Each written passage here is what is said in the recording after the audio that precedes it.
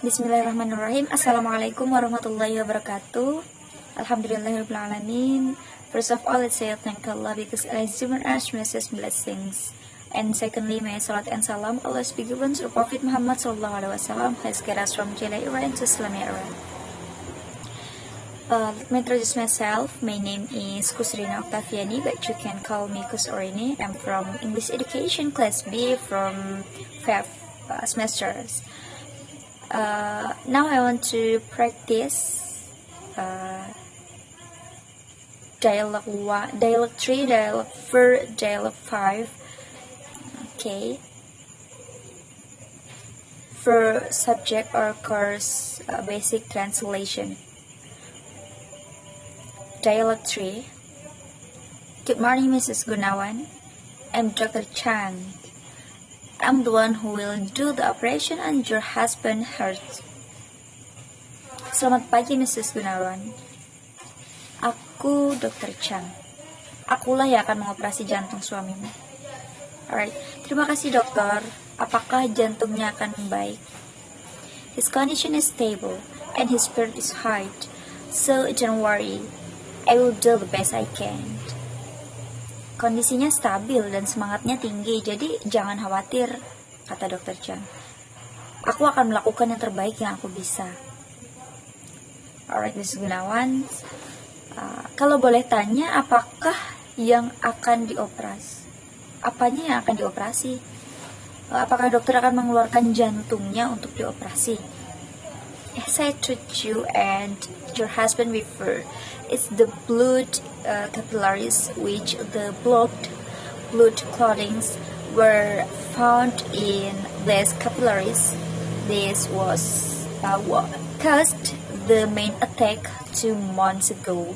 Unless we do something, another attack will follow and another. Seperti yang saya katakan pada Anda dan suami Anda sebelumnya, itu terdapat penyumbatan pembuluh darah yang ditemukan dalam kapiler tersebut. Jadi ini adalah yang menyebabkan serangan utama di 2 bulan yang lalu. Kecuali kita melakukan sesuatu, serangan lain akan mengikuti dan lain-lain. So, jadi dokter akan ambil pembuluh jantungnya. Terus diganti dengan apa? Dengan pembuluh buatan. Amankah pembuluh buatan itu berapa lama bertahannya? Yes, we will have to remove them. And no, we will not use artificial capillaries instead. Ya, kita harus menghapusnya, kita harus menghilangkannya. Tapi kita tidak akan menggunakan kapiler buatan sebagai gantinya. Jadi apa penggantinya? Kata Miss Gunawan. Apakah harus pakai mesin secara menyeluruh? Dr. Chang menjawab, No. His own heart will be replaced with new capillaries, which will be taken from capillaries in calves. That's why we will perform 2 operations. Firstly, we will perform an operation on his calves and take the new capillaries from there. Secondly, we will perform another operation, this time on his heart, remove the damaged capillaries and put in the ones from his calves. Tidak.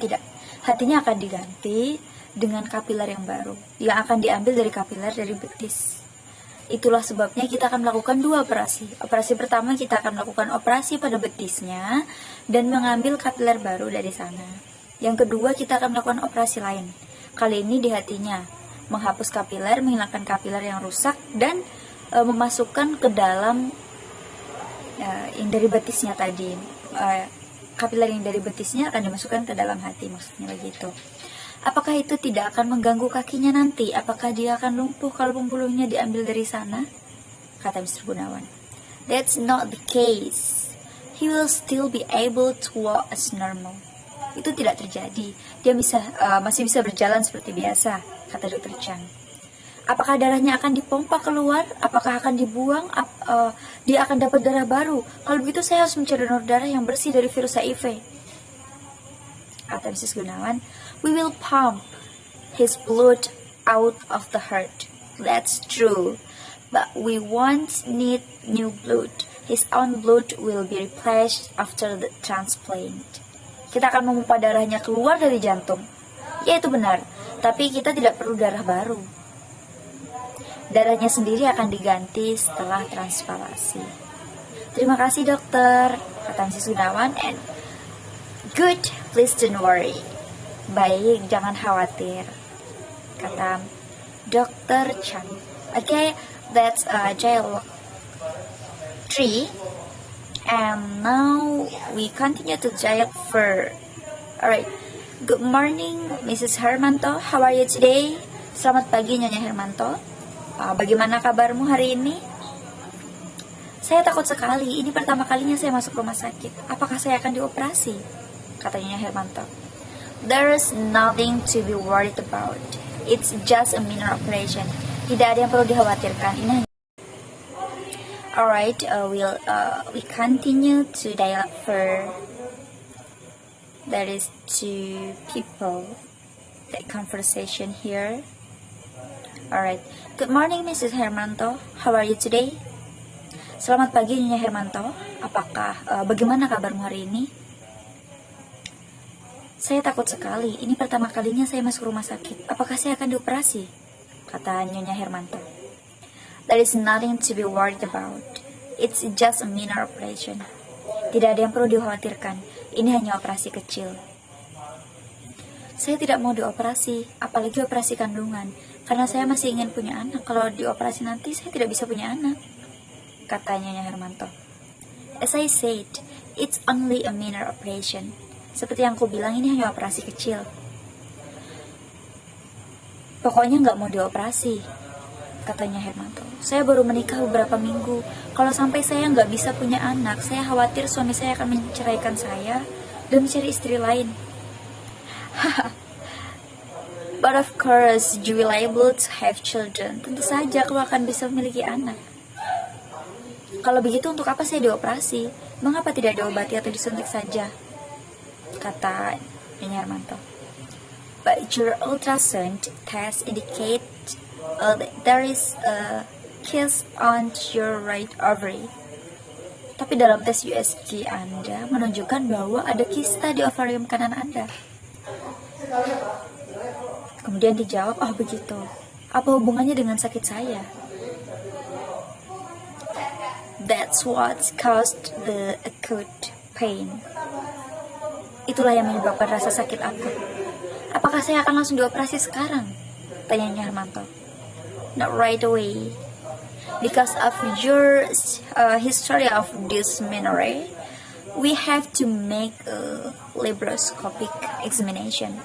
Tidak langsung, karena sejarah dysmenorrhea Anda, kita harus membuat pemeriksaan laparoskopik. Apa artinya pemeriksaan lab?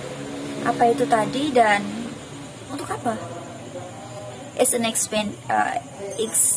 is an examination in the lab using laboratory equipment such as the microscopes to confirm the presence of the cyst and to exclude it out of the pathology. Ini adalah pemeriksaan di laboratorium menggunakan equipment laboratorium seperti mikroskop untuk mengkonfirmasi kehadiran kista dan untuk mengecualikan itu keluar dari patologi. Kemudian dijawab dengan Nyonya tadi. Oh, bagaimana? Apakah perut dan kandungan saya akan dibuka lebar? No, just a minor procedure. A small incision, nothing to worry about. Tidak. Hanya prosedur kecil. Saya terkecil. Tidak perlu khawatir. Terima kasih dokter. Sekarang saya agak lega. Berapa lama saya harus opname di rumah sakit ini? Suami saya sendirian di rumah dan dia tidak bisa masak. Maybe a few days. Well, why do you have to worry about your husband? He's a big boy. He's the one who should worry about you, not the opposite. Mungkin beberapa hari. Kenapa kau harus mengkhawatirkan suamimu? Dia laki-laki yang sudah besar. Dialah yang seharusnya khawatir padamu, bukan sebaliknya. Alright, itu tadi percakapan Alright, itu tadi video yang menjelaskan percakapan antara Nyonya Hermanto dengan seorang dokter bedah. Sekarang kita lanjut ke we'll continue to dialogue 5. Alright. Now Mr. Salim, how can we help you? Sekarang Tuan Salim, apa yang bisa kami bantu? Kemudian Mr. Salim menjawab, istri saya minggat dari rumah 1 tahun yang lalu tanpa alasan, dan saya punya anak 2, Mia umur 6 tahun dan Dani 7 tahun. I see. Handing and letter. Kemarin dulu ada orang yang datang ke rumah. Saya tidak kenal dia, tapi teman-teman saya bilang bahwa perkawinan kami sudah berakhir. Have you seen your wife much lately? Apakah Anda melihat istri Anda akhir-akhir ini banyak? Apakah Anda sering melihat istri Anda akhir-akhir ini? Kata Mr. Salim, tidak, hanya beberapa kali saja. Tetapi kami bertengkar setiap kali bertemu. Saya geram betul melihat dia berpacaran dengan laki-laki lain. Maksudnya selingkuh. Ini surat permohonan cerai. Apakah Anda ingin bercerai? Kemudian Mr. Salim menjawab, ya, perkawinan kami memang sudah berakhir. Tapi dia menelpon saya beberapa hari yang lalu dan bilang bahwa dia menghubungi pengacara. Tujuannya agar dia dapat mengambil perawatan anak-anak serta minta uang santunan perkawinan. Dia juga menuntut minta rumah kami. Bisakah dia ikut lakukan ini semua? Apakah dia bisa melakukan semua itu? Maksudnya, well, that depends on a lot of facts. Mr. Salim, how the children been living with you? I take it since your wife left. Ya, itu tergantung pada banyak fakta, banyak bukti dari Mr. Salim. Apakah anak-anak telah hidup dengan Anda? Saya bawa, kemudian bukti-bukti yang ada sejak istri Anda pergi. Anak-anak biasa saja, tentu saja mereka sedih karena ibunya pergi hanya beberapa hari. Tetapi saya bingung sekarang. Pertama, istri saya pergi. Sekarang sudah setahun, dia tiba-tiba menuntut uang santunan perkawinan, minta menjual rumah, dan mau merebut anak-anak dari saya. Saya tidak mengerti.